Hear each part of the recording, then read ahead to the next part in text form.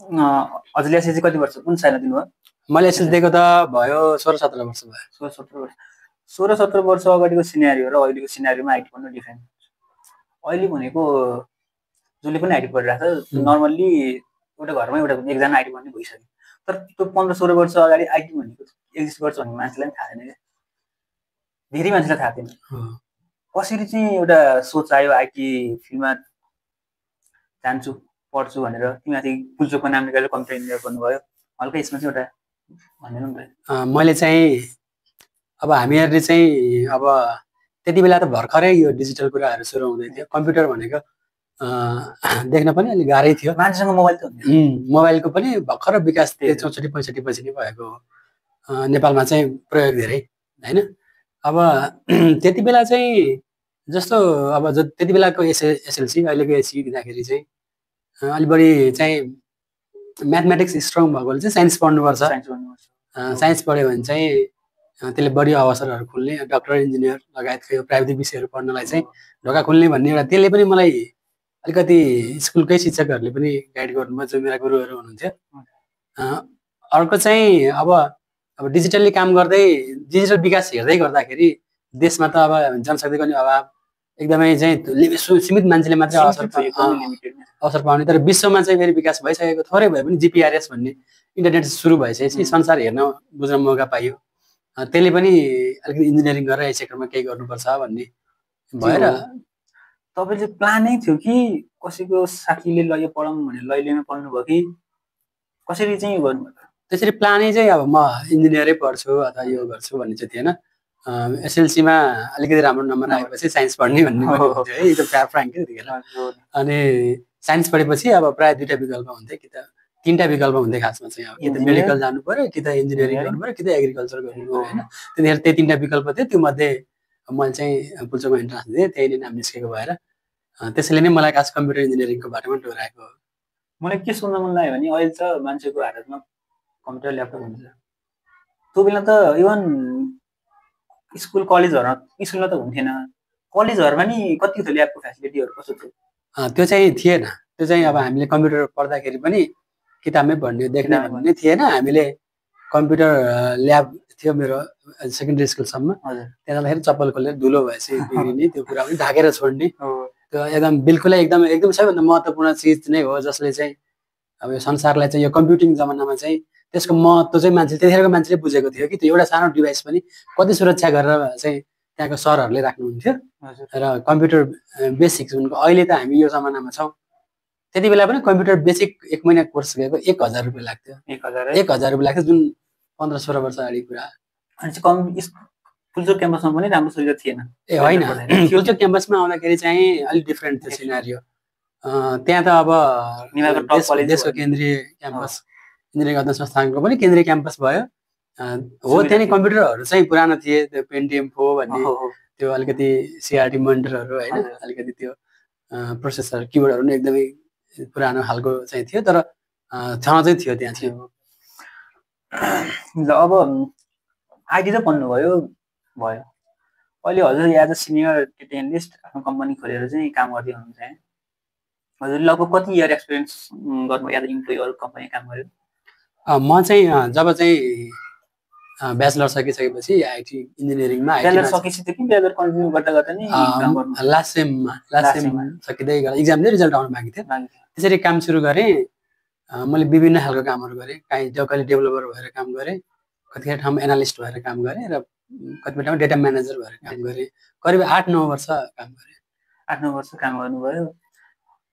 अनि 8-9 वर्ष इम्प्लोइ काम गरेर चाहिँ अहिले कम्पनी खोलेर काम गर्नुभयो, 3 वर्ष त भयो।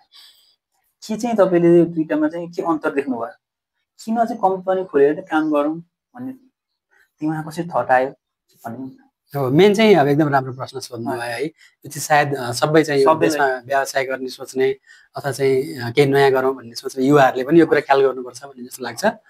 अब एज अ चाहिँ जागिर गर्दा अथवा काहीँ हुँदाखेरि चाहिँ आफूमा चाहिँ अब रिस्क पनि लिमिटेड छ, बेनिफिट रिवार्ड पनि लिमिटेड छ। अब त्यसको एउटा एक्सपिरियन्स गेन गर्दा, नलेज गेन गर्ने फेजसम्म चाहिँ त्यसले गेन नै गरिरहन्छ। तर कहाँनिर गएर चाहिँ नलेज लर्निङ स्टप हुन्छ त्यहाँबाट फर्दर चाहिँ लड्ने अथवा ग्रो हुने अवसर पनि वञ्चित हुन्छ कर्पोरेटमा के, त्यो एउटा चिज छ।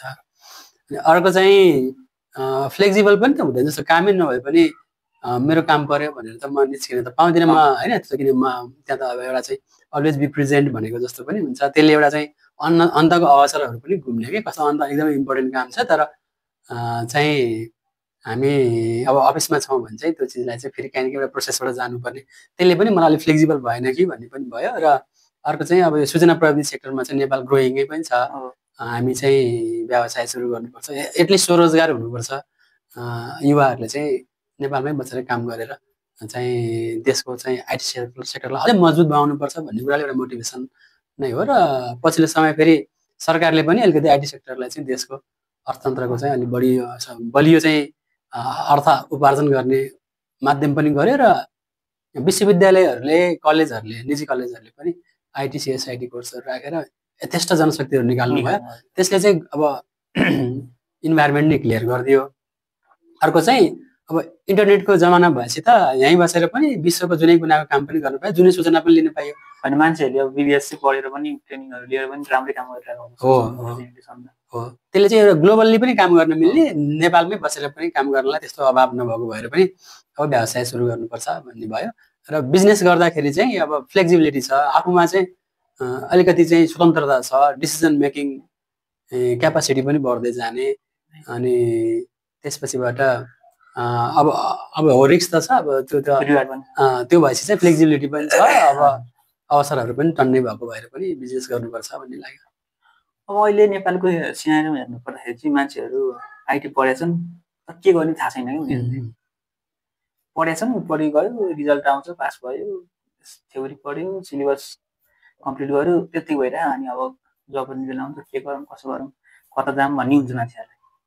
त्यस्तो नहुनुको लागि चाहिँ अब हजुरले एज अ 10-15 इयर्सै एक्सपिरियन्स भनौँ लगभग होइन, के सुझाव दिनुहुन्छ अब नयाँ न्यू कमर्सलाई चाहिँ? अब एउटा कुरा त अब एकाडेमिक जर्नी त अब क्लियर गरिसकेपछि जुन रियल मार्केटमा आउँदाखेरि त्यहाँ अलिकति डिफ्रेन्स छ।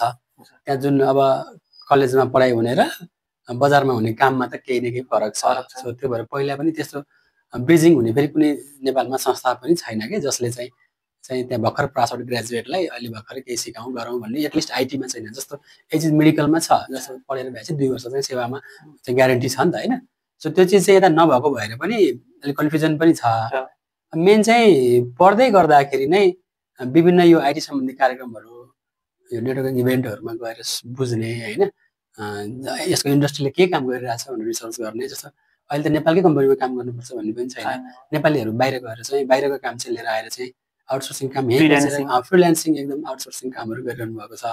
अर्को कुरा चाहिँ अब आइटीलाई चाहिँ एउटा चाहिँ संसारै कसरी बनाएर आइदियो भने चाहिँ जस्तो हामीले ग्रो हुँदाखेरि चाहिँ त्यो युट्युब को भिडियो बनाएर चाहिँ कसैले जिन्दगी काट्ला भन्ने चाहिँ सोचाइ थिएन। त्यसलाई युट्युब भनेर मान्छेले अलिकति चाहिँ त्यसलाई चाहिँ अलिकति होच्याएको जस्तो लाग्थ्यो कि।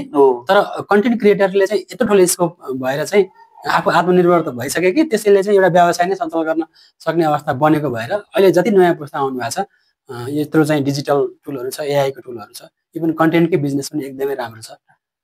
ती चिजहरूमा पनि सिक्ने र ती चिज प्रयोग गरेर आफ्नो अरू थप जस्तो बिजनेसलाई नै प्रमोट गर्ने, आफ्नो कुनै अब जस्तो तपाईँलाई केही चिज आउँछ भने एउटा कन्टेन्ट बनाएर युट्युबमा हालिदिने अथवा बेच्न मिल्यो आफ्नो वेबसाइट बनाएर, त्यो सिम्पल त्यो कामहरू पनि गर्न मिल्यो। प्रडक्टकै पनि ठाउँ फेरि जति पनि छ, जस्तो नेपालमा चाहिँ अब नेपालको लागि फेरि हामीले एउटा कस्तो खालको सोचाइ हुन्छ नि, हामीले बनाएर कहाँ सक्छौँ र हामी सानो जनसङ्ख्या भएको देश हो, यत्रो भारत र चीन वरिपरि छ भन्ने खालको सोचाइ पनि हुन्छ।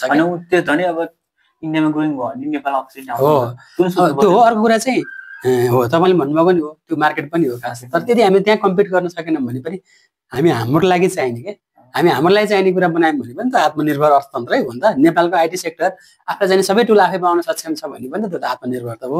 सो देशैभित्र चाहिने साना साना कुरा पाउँदाखेरि पनि हुन्छ। मेन चाहिँ अब पासआउटले चाहिँ एउटा सेक्टर चाहिँ चुज गर्नु पर्यो होइन। अब लगभग आफूले कुन अब जस्तो कोडिङतिर अब जस्तो हुन्छ डेभलपर भएर काम गर्ने हो कि डिजाइनर हो कि सर्भिसमा चाहिँ एज अ कन्सल्टिङ काम गर्ने हो कि, त्यो चाहिँ आफूले अलिकति रिसर्च गरेर त्यहीसँग सम्बन्धित इन्डस्ट्रीमा एज अ इन्टर्नसिप अप्लाई गर्ने अथवा केही भेटेर सल्लाह गर्ने गर्नुपर्छ जस्तो लाग्छ। एउटा इन्ट्रेस्टिङ कुरा दिमाग आयो कि हजुरले आफ्नो लागि आफ्नो कन्ट्रीलाई एड्रेस बनाउने भन्नुभयो। अस्ति भर्खर नेपालमा 1 महिना अगाडि फेसबुक युट्युब इन्स्टा सबै ब्यान भयो हिन्दी नि हो सरकारले त ब्यान गर्यो तर सरकारले आफ्नो देशमा ल यदि 1 इयर 2 इयरको प्रोजेक्टमा तिमीहरूले यस्तै प्लेटफर्म आफ्नै कन्ट्रीको लागि रिप्लेस गर्ने टाइपले बनाएर ल बनाऊ अनि हामी त्यसपछि फेसबुक गरेर ब्यान गरेर तिमीहरूलाई प्रमोट गरिदिन्छु भन्ने टाइपले गरेको भयो नि धेरै राम्रो हुन्छ होला क्या तपाईँले एकदम होइन राज्यको चाहिँ एकैचोटि ब्यान गर्नु र ल तिमीहरू यसको अल्टरनेटिभ खोजा हो तिमीहरूलाई प्रमोट गरिदिन्छौँ भन्ने तरिकाले गराइ राम्रो हुँदैन होला क्या के लाग्छ हजुरले हो अब यो चाहिँ नेपाल सरकारको बुझाइमा चाहिँ भर्खरै चाहिँ त्यहाँ पहिलो कुरो प्राविधिक कर्मचारीहरू धेरै हुनुहुन्छ सूचना तथा सञ्चार मन्त्रालय सञ्चार तथा सूचना प्रविधि मन्त्रालयमा त हुनुहुन्छ तर त्यहाँ त अब अरू सम्बन्धी ब्रोडकास्टिङ सम्बन्धी रेडियो नेपालका कामहरू हुलाक पनि त्यही अन्तर्गत पर्छ होइन सो विशुद्ध सञ्चार सूचना प्रविधिमा चाहिँ जुन यो आइटी सेक्टर छ नि आइटी सेक्टरलाई मात्रै चाहिँ यो चाहिँ इन्डस्ट्री मानेर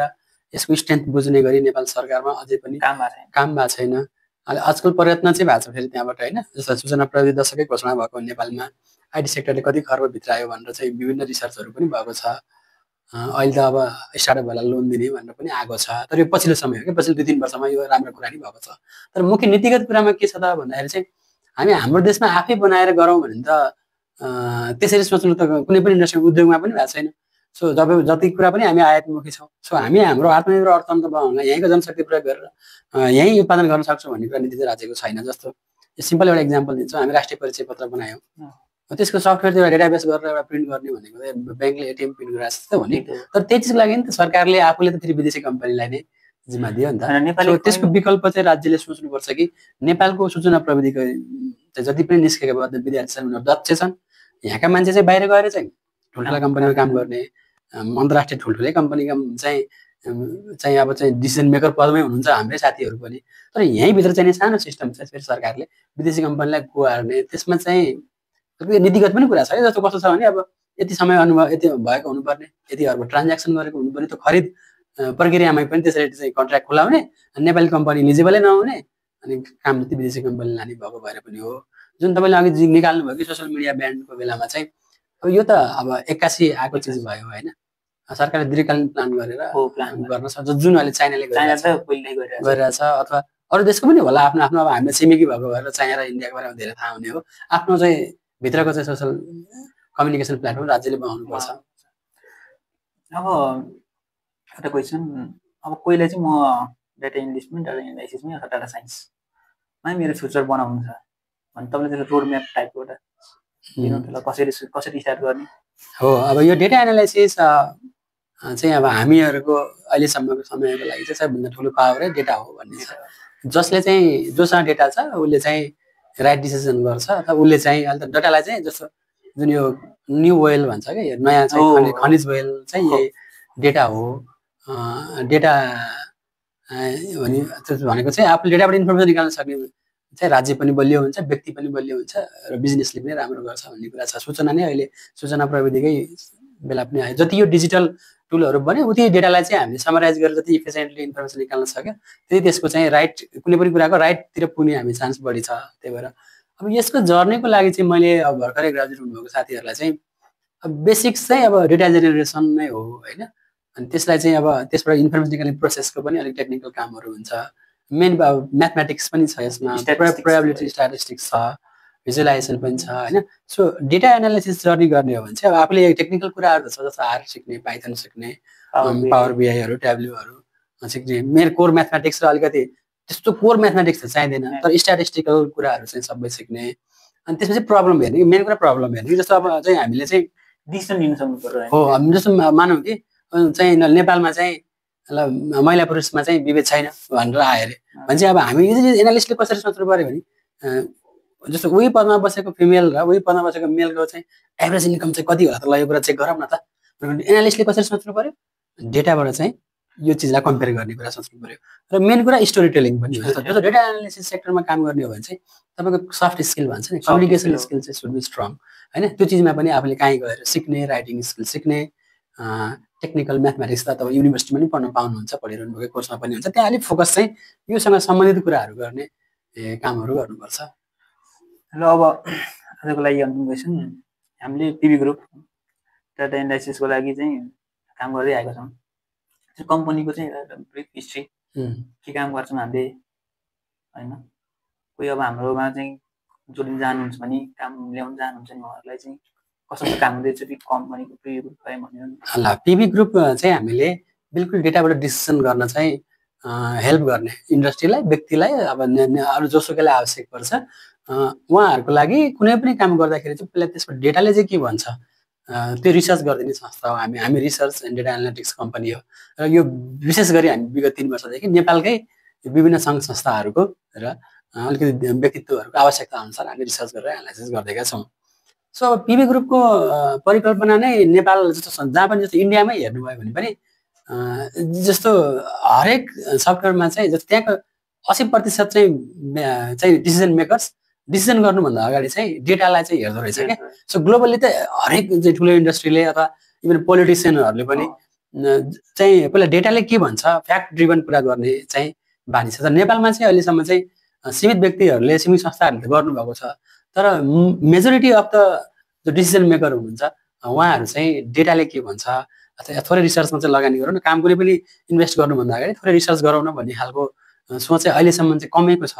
सो त्यही चिज सुरु गर्नलाई हामीले त्यो भिजनको साथ 2022मा यो पिभी ग्रुप स्थापना गरेको हो र त्यही अनुसार काम पनि गरिरहेको छौँ। र अहिलेको मेजर हामीले चाहिँ दिने सर्भिसहरूमा चाहिँ मेन त हाम्रो रिसर्च सर्भिस नै हो। तपाईँले चाहिँ केही पनि डिसिजन गर्दै हुनुहुन्छ इन्भेस्ट गर्दै हुनुहुन्छ भने त्यसको रिसर्चमा चाहिँ 1% 2% बजेट पहिला इन्भेस्ट गर्नु त्यसले तपाईँलाई धेरै आइडिया दिन्छ कि गो अहेड अर स्टप अथवा जाने भने कुन बाटोबाट जाने केमा जाने होइन। अर्को चाहिँ हाम्रो एनालिटिक्स सर्भिस हो। जस्तो तपाईँसँग डेटा छ बट त्यही के अरे डेटाले चाहिँ त्यहाँबाट इन्फर्मेसन निकाल्न नसकेर झन् मान्छे त्यहाँ अड्किरहेको अवस्था छ। त्यो चाहिँ इन्फर्मेसनको चाहिँ फ्लड भन्छ है। इन्फर्मेसन निकाल्न सकेन डेटा मात्रै चाहिँ इन्फर्मेसन निकाल्न सकेको चाहिँ अवस्था छ।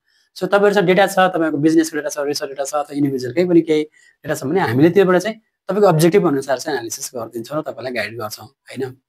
अर्को चाहिँ हाम्रो पछिल्लो समय अब रिसर्च गर्दाखेरि अलिकति पेपर बेस्ड काम गर्ने अनि इनइफिसियन्ट तपाईँलाई जस्तो सेन्सस नेपाल सरकारले जनगणनै गर्छ कागजमा गरेर भएन। यसपालि त अलिकति यो सिटीमा चाहिँ अनलाइन टुलहरू के अरे स्मार्टफोन बेस्डलेबाट गर्नु हो। सो हामीले चाहिँ अहिले चाहिँ यो चाहिँ survey software as a service गर्छौँ। सर्वे गर्ने सफ्टवेयर र मोबाइल एपको चाहिँ हामी सेटअप सर्भिस गर्छौँ। तपाईँलाई काहीँ रिसर्च गर्दै हुनुहुन्छ भने तपाईँको क्वेसनहरूदेखि टिमलाई ट्रेनिङ गरेर डेटा लिएर आइदिएर त्यसपछि एज अ सफ्टवेयर सर्भिस मात्रै पनि छ हाम्रो होइन। त्यो एउटा अलिकति नयाँ पनि हो। धेरै सङ्घ संस्थाले यो चाहिँ मन पराउनु भएको पनि छ।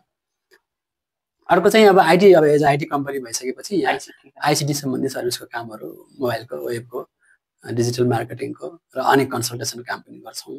र अर्को चाहिँ अब जहिले पनि यो नयाँ पुस्तासँग जोडिने आफ्ना इन्डस्ट्रीमा चाहिँ जोडिने चाहिँ हामी क्यापासिटी बिल्डिङ ट्रेनिङमा चाहिँ विशेष गरी आइटी ट्रेनिङ छ। आइटी ट्रेनिङमा चाहिँ डेटा एनालाइसिस ट्रेनिङ चाहिँ हामी फिजिकल र अनलाइन मोडबाट निकै अफोर्डेबल रेटमा र यो जुन अनुभव छ यो 10 वर्ष हाम्रा जुन ट्रेनरहरूको चाहिँ 10-15 वर्षको अनुभव छन् इन्डस्ट्रीमै काम गरेका अनुभवी प्रशिक्षकहरू हुनुहुन्छ उहाँहरू मार्फत हामीले नयाँलाई अथवा पहिलेदेखि काम गरेर जस्तो करियरमा चाहिँ थप ट्रेनिङ आवश्यक हुनुभएको कसैले करियर चेन्ज गर्न आवश्यक हुनुभएको कोही बाहिर जाने नेपाल बाहिर गएर काम गर्न खोज्नु भएको यी सबैलाई मिल्ने गरी यो क्यापासिटी बिल्डिङ ट्रेनिङमा चाहिँ आइटी ट्रेनिङहरू छ। विशेष गरी data analysis GIS web digital मार्केटिङको ट्रेनिङहरू छ हामीसँग। हस् ल थ्याङ्क यू। हस् धन्यवाद यो समय दिनुभयो।